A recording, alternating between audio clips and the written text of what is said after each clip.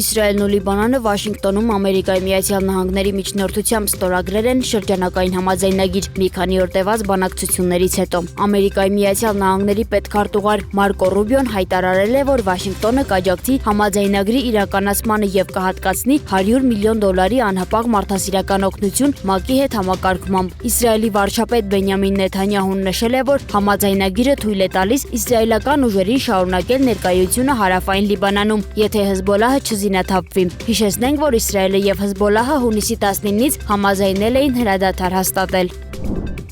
Ամերիկայի Միացյալ Նահանգները հարվածներ է հասցրել Իրանի տարածքում գտնվող 4 ռազմական թիրախի։ Ամերիկացի պաշտոնյան հայտնել է, որ գործողությանը մասնակցել է ցամաքային բազավորման 6 ինքնաթիռ։ Ամերիկայի Միացյալ Նահանգների կենտրոնական հրամանատարության տվյալներով թիրախավորվել են իրանական հրթիռների եւ անօդաչու թռչող սարքերի արհեստավորման օբյեկտներ, նաեւ ռադարային համակարգեր։ Իրանի Իսլամական հեղափոխության պահապանների կորպուսն իր հերթին հայտնել է, որ ի պատասխան Ամերիկայի Միացյալ Նահանգների հարվածների իր ուժերը թիրախավորել են տարածաշրջանում ամերիկյան զինուժի տեղակայման օբյեկտները։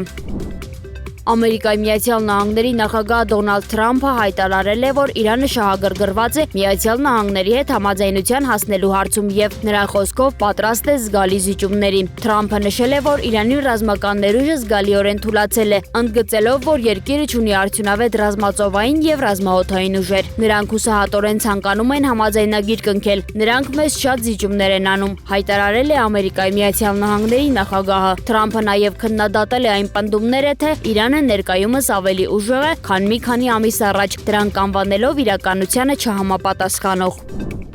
Վենեսուելայում տեղի ունեցած երկրաշարժի հետևանքով զոհերի թիվը հասել է 920-ի, ավելի քան 3300 մարդ վիրավորվել է։ Այս մասին հայտնել է Վենեսուելայի խորհրդարանի նախագահ Խորդե Ռոդրիգեսը։ Իշխանությունները շարունակում են գնահատել աղետի հետևանքները եւ կազմակերպել փրկարարական աշխատանքները տուժած շրջաններում։